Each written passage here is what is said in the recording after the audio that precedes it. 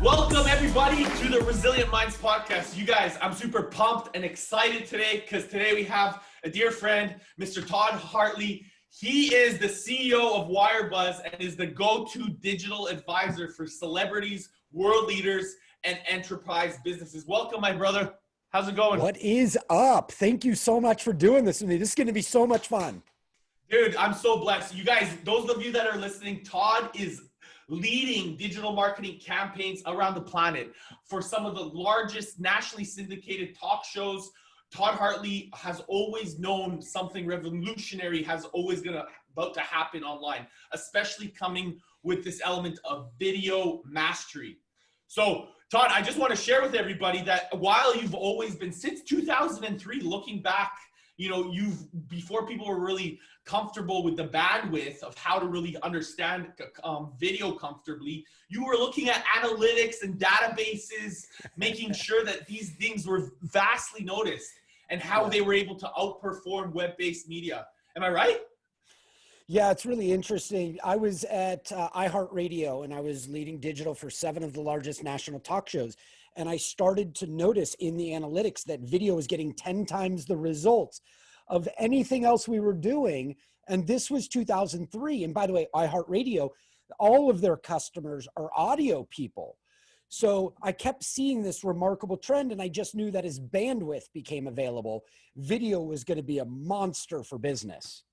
Huge, man. Then today, you're obsessed with this, right? Am I right? Like you're taking businesses to a whole new level, consistently being years ahead of the industry, which is why so many of huge companies, including our great mentor, Tony Robbins, has really taken up the opportunity to really understand a little bit more how you can serve the ideal clients that we can totally help. Yeah, it's pretty cool.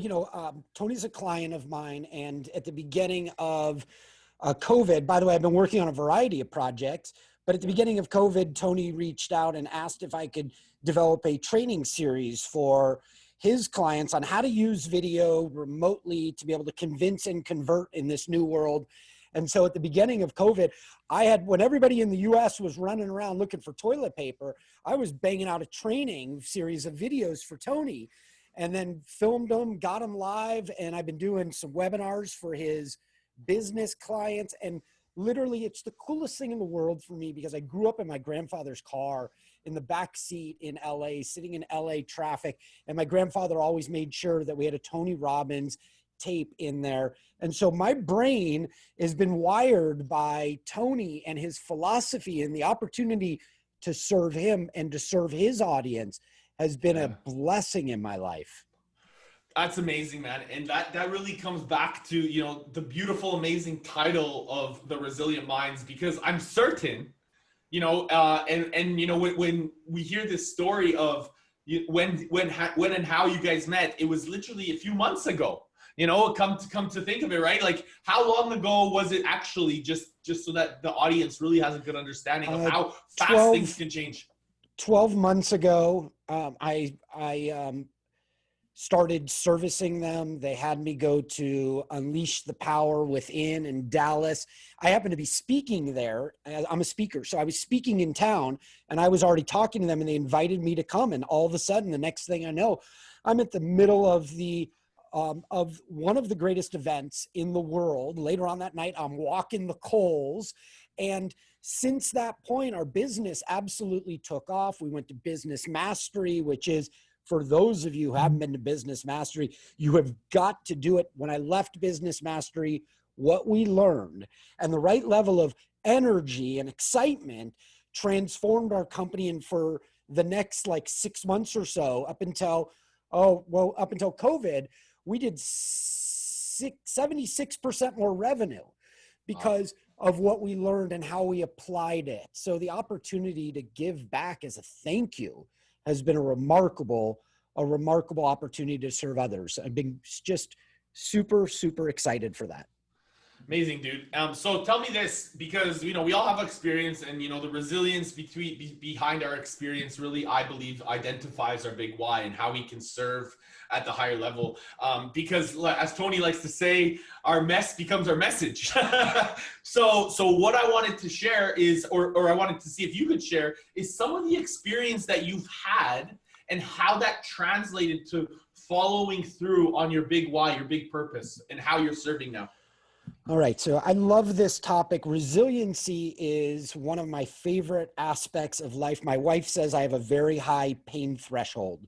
And the reality is, from up until I was 23, I struggled miserably with learning disabilities, with dyslexia and attention disorders. I got help from some of the top experts in the entire world. At the University of Arizona, there's a center that specializes in helping learning disabled students rewire how they think and process. And before I left there, my GPA went from really low to almost perfect with all A's. And before I knew it, I was a talk show host in Arizona on the #1 station, but I'm reading live in front of 100,000 people at a time. And I would have never done that before because of my attention disorders and my dyslexia. So my big why, that for me is, if I can do a radical transformation in my life, and now I teach people all over the world how to hack the attention of their prospects, but here I was struggling with attention. It's so cool for me to be able to educate people on those areas that I had to learn to master. And video is one of the biggest attention hacks that you can use as a business. That's crazy too, because it's like, you're thinking, holy cow, we're focused solely on capturing attention, and you were struggling with getting, like keeping focused and staying to get attention, or like putting your attention into whatever you were doing. And now here you are showing others how to create attention. Yes. I love it, man. I love it. It's crazy. The life transformations are crazy. But while we're on the topic of attention, people don't have short attention spans. They really don't. I go down to the University of Arizona every semester and I do a weekend workshop with students with attention disorders. And what I've discovered is, my first question is always, hey, so what's your jam? Like, what is it that you're passionate about? Like, when you leave here, and what I find out is, I'm like, do you like playing guitar? Do you play like Minecraft? Are you into sports? Like, what's your deal? And every single student will tell me what their passion is. And then I get to say to them, so how long can you spend focused on that passion? And they'll be like, I could sit there all day and do that. Now, once I've got people and a student in that mindset, they realize that attention is selective. It's selective. If you don't care, you won't focus. So we teach students how to get themselves into the habit of caring, but then businesses, for buyers, if the buyers don't care, they won't focus on your product. And it doesn't mean your videos should be short. It means you should do a better job entertaining them and holding their attention and making it personalized and relevant. And that to me is the coolest thing, to be able to flip that switch on people. I love that. I think and it's funny because I capture myself saying I love that a lot, because I agree with so much of what you're saying. And we always share, I always share with my audience too, is like the element of being persuasive in regards to collecting an emotional approach, really being ethical about how you're serving, and then logically get them to make a decision to be really excited about either stepping ahead and moving forward with the element of understanding where you're at, how you can serve them, or how you can get them to the next level. So describe that process of your separation of what really is unique about WireBuzz and how you're able to serve your clients at such instrumental way around the planet, and what's been really working for you, and what would work for somebody that maybe is starting out right now. Well, for somebody who's starting out, the most important thing is you have to understand who you're trying to sell to, but you have to understand what their pain and their frustrations are. What are they struggling with? And if you start from that point, what's going on in their head when they meet you, you'll be able to hold them through the conversation and then transition them from what is going on in their head to how you can help them. So there's a transition that takes place, but it's a lot like developing human to human relationships. All we're really doing is developing relationships. And the person that gets hired today is not the one with the most experience or the longest resume. It's the person that shows the greatest willingness to be that Sherpa, that guide that's going to lead people to their solution. So when you wrap those things up together and you start presenting your business as a solution that helps people with their problems, things switch. It's different than just talking about your product or your solution. You have to tie it back to that person's need, their pain, and their frustration.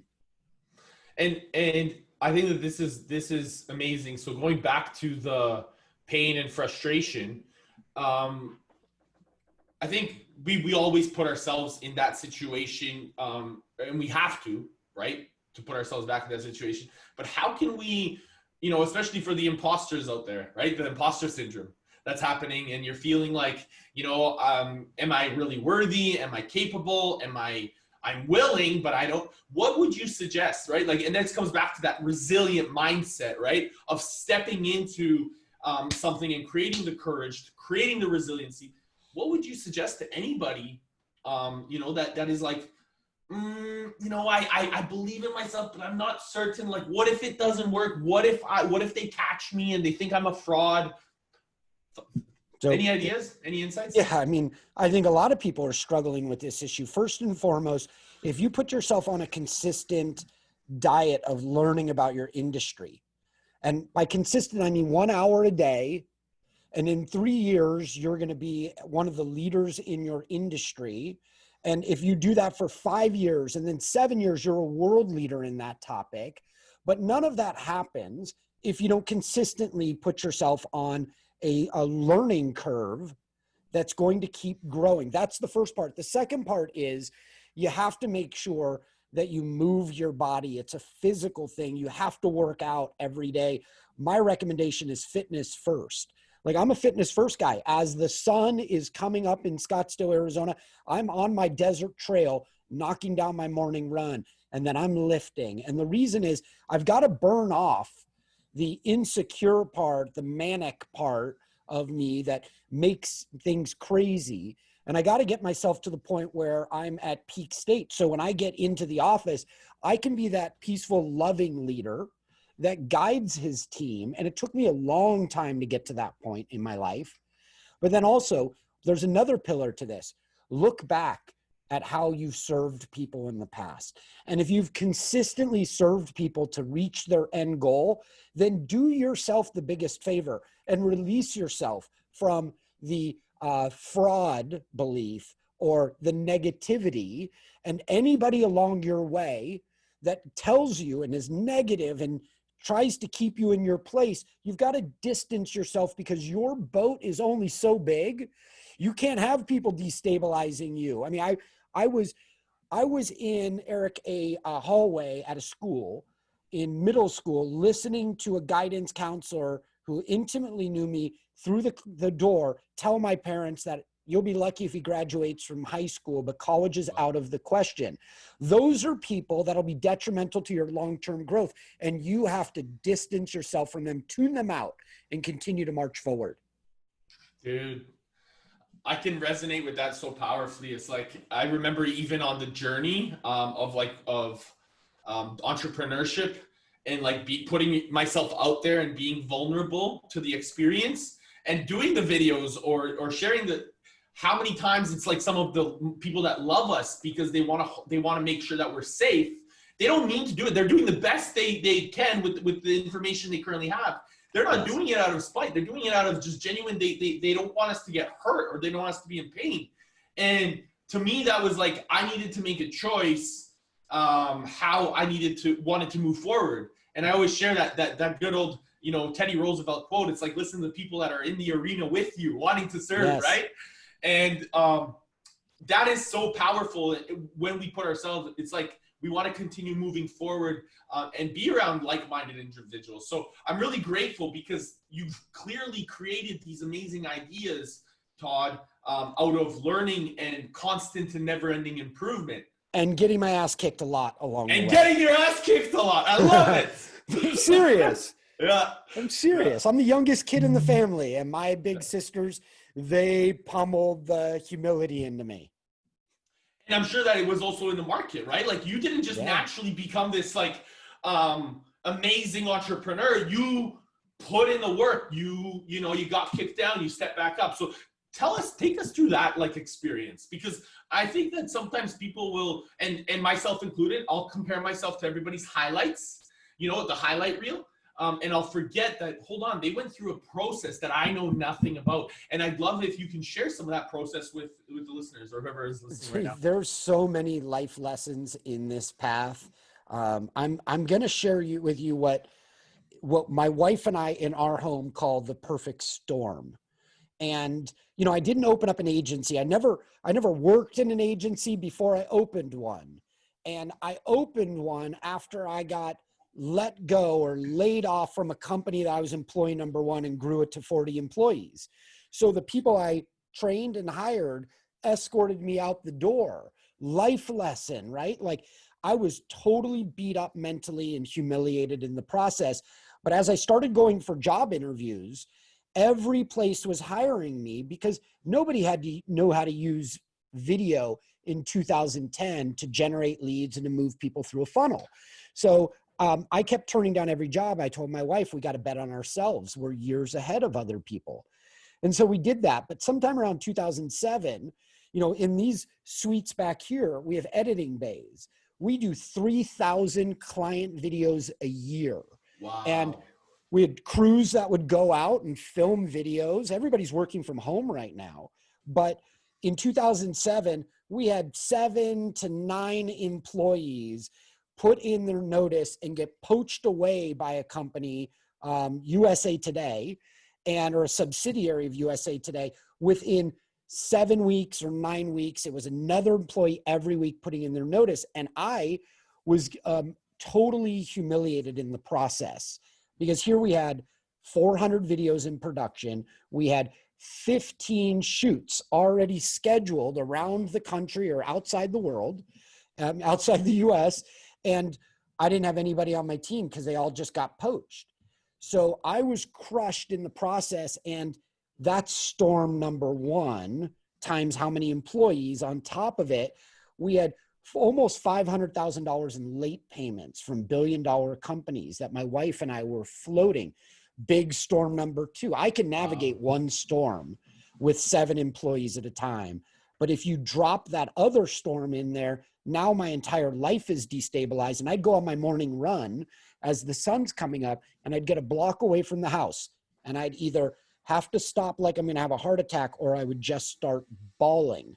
And what happened is the one member of the video team that didn't get poached, who was a part-time employee, approached my wife and I when we were in dire straits. And he said, we can rebuild this thing. I can help you find people and we can keep going. And honestly, I kind of believed him. And within like 60 days, we had rebuilt that team. We didn't miss a single client project. We hit every deadline. Not a single client knew that the same crew wasn't working on their projects. And we reworked our contracts. And within 60 days, all of those late payments came in. And I looked at it on Monday. Our late payments of all the money we do that we do every month is at 0.03% right now, which is, you know, less than half of 1% in late payments. We solved that problem to persevere and to move on to another problem, another crisis, or another pandemic as it comes. And when the pandemic came, my wife looked at me and she's like, dude, we got this. Yeah. Like, this is easy because we didn't quit before the miracle last time. We persevered. That's the craziest thing. It's like what we do in the winter, as Tony says, yes. Right? In the winter time. And if we can crush it in winter, just wait till summer. Wait, when summer season comes around, it's those that step up and lean into these times that are going to be able to really take it to the next level once it gets easier.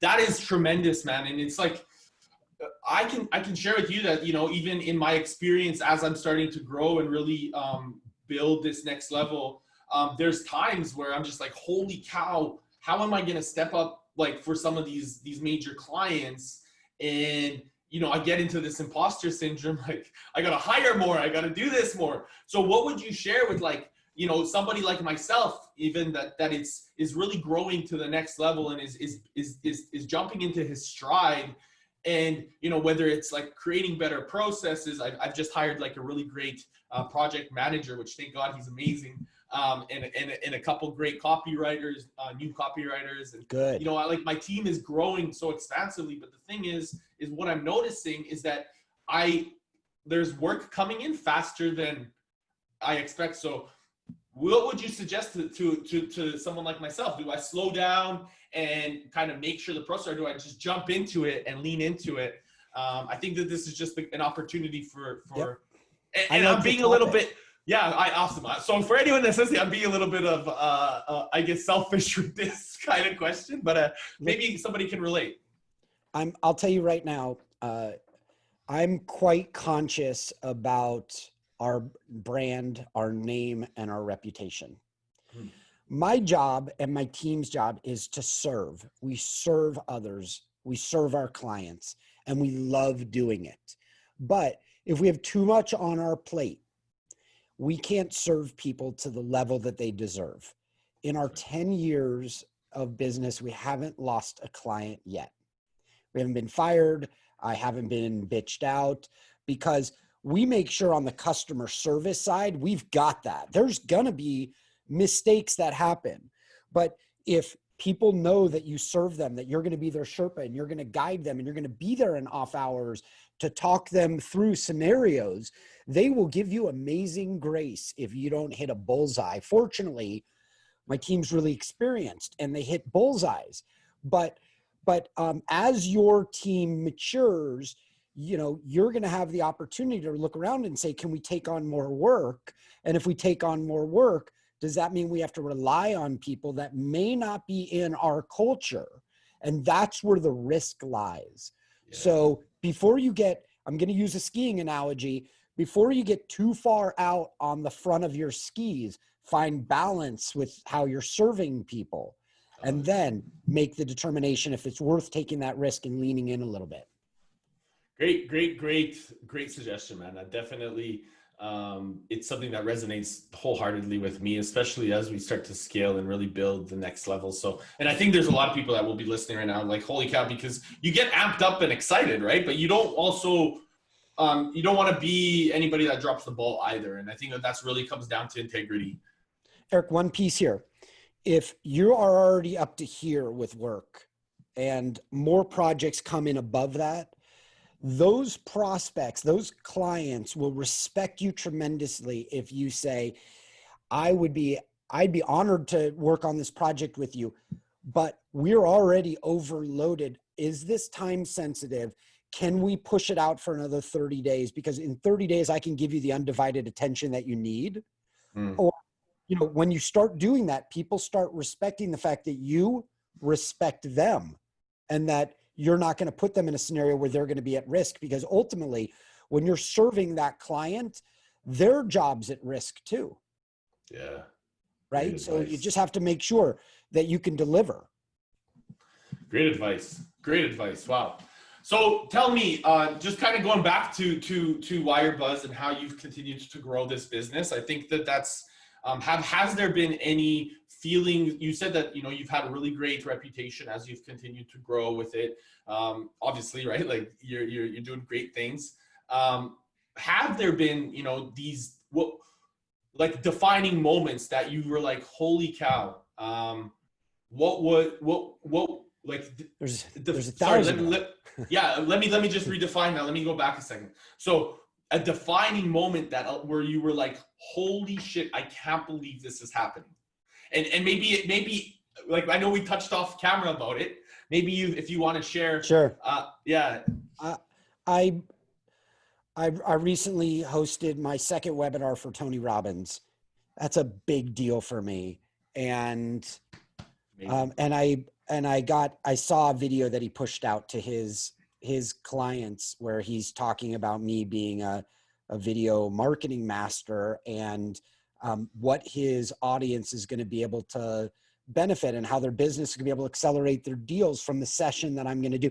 And when when I just saw that the work that we did for Tony was so valued by him that he was willing to share us and our unique insights with his clients, that to me, like when I saw the video, I saw it with my wife. We've been together for 21 years. And as soon as we saw it to get together for the first time, we both started bawling. And the beauty of this, I'll tell you, yes, Tony is part of the beauty of it, but the real beauty is my wife, because she didn't give up on me. And we've been through so many storms and so many struggles that it was acknowledgement that our path is headed not only in the right direction, but being acknowledged by people that we've admired our entire life. My wife grew up in a Tony Robbins home where his books were mandatory items to be read. So for us, that was like one of the coolest things we've ever experienced. And it also felt like massive validation from one of the biggest gurus in the world that has impacted more lives. And I can't think of anybody that's liberated more people from themselves that's lived on earth than him. And so that experience was remarkable for me. Wow, bro. Respect, so much respect. Like, I could just imagine that feeling. And now also emphasizing to the connection, like back to your wife, like, what was that resilience that you felt from, the commitment that your wife had? Because you said it beautifully yourself, like, one thing, Tony, but the truth is like the support and the love and the resilient pursuit of what she believed in, which was often, ultimately you, and how that contributed to the way that you were able to serve at such a high level, and now fulfilling some of your greatest dreams, working alongside like, as you said, one of the greatest gurus to be living in this time. I just my wife just texted me, and right now she's not watching this, she's not on Facebook or anything, but like I got into digital marketing before there was a name. I got into video marketing before there was a name. When I got started with digital marketing, it wasn't even an industry. We didn't even know what our value was. When I got to iHeartRadio, I negotiated poorly. I had a killer job in LA, but I was barely making it. And this girl just stuck with me through everything, even when I would leave the radio network, and in order to make ends meet, I'd go and wait tables at night, whatever it took. And I had such a cool job. You talk about the values, and you really touched on values there for a second. And I want to really just emphasize and ask, how do those values really show up consistently in your work? Because I think that when we come from that place, that it allows our businesses to grow, but most importantly, allows our experiences to serve at a higher level without expectation. And we start to appreciate what we're doing.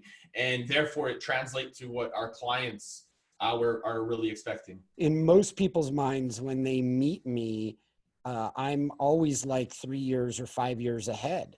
So I know they're taking risks, and I want to make sure that I can help shepherd them across the finish line. Little story, a $5 billion medical company found me when I was at a conference speaking, and their national sales director said, I don't know anything about marketing, but I believe what you said. Can I come out and get trained so I could help revolutionize our company because we're outdated? So she came out and she got trained. I was like, oh my God, she just entrusted me to get her to the next stage in her career. She went back to her office. She started shipping people to come here to get trained. I trained the entire marketing team and the sales team, the 200 members of the sales team, the national sales team. And within 1 year, she sent me a text message saying it was our best year in 14 years. The CEO has never seen a turnaround of a company like this. Thank you so much for your mentor and friendship. We've got Harvard Business Review case studies of how businesses jump forward. And honestly, that to me is worth everything. Like, I don't think for a second I negotiated the deal poorly and should have taken a larger piece off of that $5 billion company. In my mind, I'm so honored that she saw value, because for so long in my career, people didn't understand the value of having a website. And then they didn't understand the value of using video. So it's like, I'm just super stoked to be able to help people get to that next level. And that's worth everything for me, to be that trusted advisor. Trusted advisor. I think that that's thing, and that creates, and I always share, it's like, how can you build enough retention or momentum to generate the reach so that therefore you can create retention in your business and have those advocates to talk about you, Right. Because it becomes now that what I like to call the marketing recurring revenue cycle, Yes. right? As you consistently give that. And I think that that's so important by laying those bricks at a foundational level right from the get-go, where then now you have this brilliant mansion or castle where people can now, you can really serve them from. So go ahead. I just, you phrased the beginning as a question, and how do you get those people to start raving about you? Well, that national sales director is now the GM of the $5 billion company. Boom, right? And today she had to present what her radical transformation for the company was like to the C-suite and other GMs in the business. So a month ago, she reached out to me and she's like, dude, I don't know what I'm going to talk about. I'm a trusted advisor. We worked on her presentation together, right? It's not video. It's not marketing. And I worked on her presentation, and then I recorded myself going through her presentation as if I was doing it in front of her audience. She went through it enough times. I got the text message today when she walked out of the meeting, said, dude, we crushed that thing.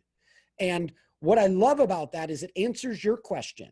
I didn't charge her for it, but all of her peers in the other business divisions are now reaching out to me for training or for us to do the marketing. So it's all part of that cycle. Where can I serve? How can I lead? Where can I come from here to make sure that they get to that next stage?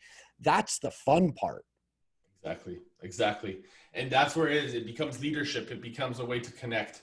So I think that this is brilliant. And I really want to ask, you've given us such a clear path of the success that you've accomplished, and you know, even a path of how people can actually start doing it and implement it themselves. What would be one reason why people fail? They quit before the miracle. How many reps does it take before you're a master? You know, Tony teaches that repetition is the mother of skill. You know, how many reps does it take? I'll tell you, I used to be a talk show host. I was already off radio before I became skilled at creating my content. I really got good at it I really got exceptional maybe within 10 years. That's massive freaking reps. And most of us live in a culture where if we don't see the radical transformation the first day we're shooting hoops, we decide we're not good at basketball.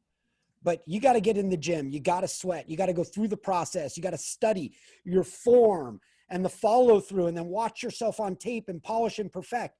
And mastery comes if you're consistent, if you apply the right amount of attention to detail and love. And before you know it, people will just be like, how did you ever? You're amazing. But they don't ever see all of the sweat equity that you put into the process. Yeah. Wow. It's so true. Like, everyone's focused on the instant gratification, and they don't allow themselves to delay it. Right. Wow. So I needed that when I saw the video of Tony. For me, that was 20 years of work. Somebody could look at it and say, you know, he's instant success or an overnight success. But my wife, of all people, knows of all the struggles and the lessons along the way. And And that's awesome if you can handle it, but you have to be resilient and you have to be willing to learn. And so I have a client who's one of the top cancer doctors in the world, and we were on an airplane together. And I always like to interview and I like to pick brains, especially when I'm around greatness. I'm inspired by greatness more than anything. So I asked him, I was like, what does it take to be one of the top cancer experts in the world? And he said to me, he's like, every time we get out of surgery, we do a debrief. What could we do better next time? Where did we underperform? How could we do a better job? Could we minimize that patient's scar so when they go to the beach, like all of these optimizations allows that person to become a polishing stone that tumbles down the river until there's something beautiful that people want to hold on to. And I just look at that and I think to my team, I'm like, whenever we do a video shoot for clients, let's do a debrief first thing when we're available. Let's find out where we underperformed. Let's be epically honest with each other inside these doors. And if you're a solopreneur, be epically honest with yourself, polish and perfect. And before you know it, you'll be that stone that is beautiful. It's that continuous iteration, right? It's like yes. The best way to perfect something is to implement it. It's not about, Jay Abraham shared actually a really great, he's brilliant. Quote. Yeah, he shared a really great quote the other day. He talked about like executing and making it happen so that as we continue to make them better, make the business or the model better, you're getting feedback from while you're implementing. And it's an iterative process, right? And if you quit before the miracle, you'll never see the end result. And that's why most people fail. And, failure is an important part of the process if you can honor and learn from it and then get up. And then I learned this when I waited tables. And this process is, if you screw up, fess up, do it immediately before the other people know. Come right out to them and acknowledge, I made a mistake entering your food. I've already spoken to the chef. Here's the solution at play. And in the meantime, what can I do to make your stay more enjoyable? And when you do that and you look people in the eyes and you fess up, they actually give you a longer leash. And before you know it, they're like, that's how you got to handle problems. So we're going to screw up, but to what level can you fess up and then recover? Yes, fess up and recover. Dude, I love it. I love it. I love it. So listen, Todd, I know, I want to be conscious of your time. I know we still got a little bit of time, but I want to make sure that before we go, that if anybody is literally looking for information, wants to know more about you, how can they connect with you? How can they reach out to you? What can they do to find you? Because I think it's super important if they want to connect, they have the opportunity. Yeah, I have an irresistible offer for everybody that's out there, and it'd just be an enormous amount of value. I'm going to get to that in just a second. But on LinkedIn, I drop knowledge bombs throughout the week, maybe 5 or 6 videos where I'm teaching you how to either do something with business or how to take on challenges in your life. And it is one of my favorite things to do. So hit me up on LinkedIn and let me know that you found me on the Resilient Minds podcast, because I would love that. The next thing is I host a podcast. We call it the Toddcast, and it's called Video Marketing Mastery, and it's on iTunes, Stitcher, and Google Play. We are approaching episode 250, and each week, roughly an hour, I'm teaching as I learn how to amplify sales results using the power of video. And then I've got 20 minutes of free learning available in video to anybody in your audience, Eric, that is interested in learning how to transition or pivot their business to remote selling, like now more than ever. Physical access to prospects is denied. You don't even have the option in most cases around the world right now because of COVID. But before COVID, 82% of buyers said that they didn't want to talk with a salesperson until they're ready to make a buying decision, which means you need to know right now how to reposition your business to be able to influence people on your website and transform your website into your best salesperson. And I teach my best tactics on a landing page for you, all in video. And it is wirebuzz.com/remote-sales. And for your audience, they can go there for free. They don't even have to enter their name. And I will just teach and show and tell how to do it. Beautiful. And I'll make sure that that is in our show notes. So for anybody that missed it, we can have it in the show notes. We'll make sure it's there. Listen, Todd, I want to first and foremost thank you. But before we even go, I have one last question. And it's super important because I ask all my guests this question. If you had 3 days left to live, what would you do? Well, my wife is everything. And I'll tell you right now, we love being together in each other's presence. We love learning from each other. And I know I would spend it absorbed with her, but the best thing about this is my wife is, last week was the 7th anniversary of her breast cancer survivorship.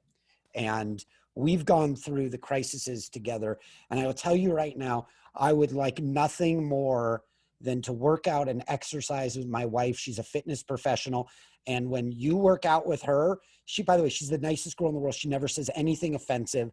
But when it's just the two of us, and she knows she needs to motivate me. We could be running in deep sand in the middle of the beach in Los Angeles, and she'll turn around and she'll be running backwards. She sees me struggle, and she's running backwards at the same speed I'm running forward because she's an athlete, and she'll just lean in and go, "You're not going to let a cancer patient beat you today, are you?" And I love this girl. So if I had 3 days, we would go do something epic like we always do, and we'd have a wonderful time. We'd probably be in our bathing suits.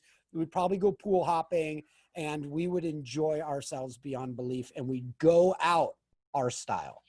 I love it, man. I love that passion. I love it. I can sense it. I can feel it, man.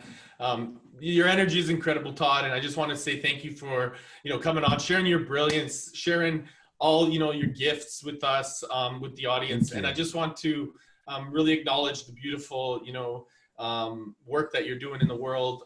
We're very grateful for it. And with that, I just also want to ask one last question, or not a question, but more of like, do you have anything that you would want to end off with? Any last statements or shares?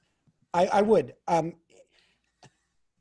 I think right now is the right time for us to just for a few moments talk about how you turn crisis into opportunity. In 2008, I was diagnosed with a heart condition, had to have a procedure. On the way to the hospital, I trained my wife how to use my video camera, and I press credentialed her into the operating room so we could share that story to help other patients. In 2011, my stepmom was diagnosed with breast cancer. And because I already know how to go viral on the internet, we launched one of the largest breast cancer awareness campaigns that went crazy viral. And then by 2013, when my wife was diagnosed as the next breast cancer patient in the family, because we seized opportunity those earlier times, and we already pulled together all the answers for patients that they possibly needed, we created 1,400 videos teaching what patients are looking for. So when we got diagnosed, we already had all the answers.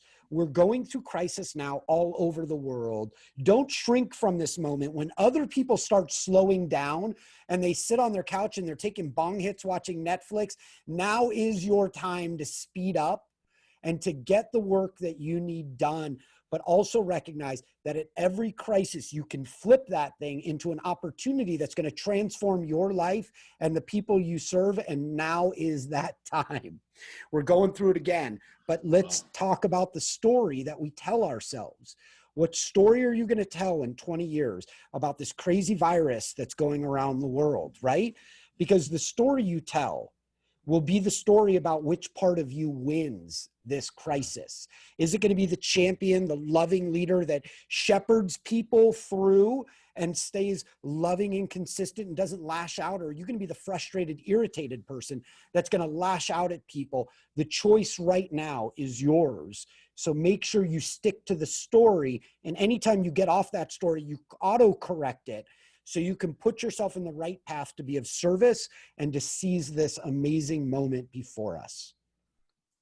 Wow, Todd, that is amazing. That's resilience at its finest. Thank you, sir. Bro, appreciate you. Much love. We'll catch you soon, my friend. Blessings. brother. Thank you. Always fun.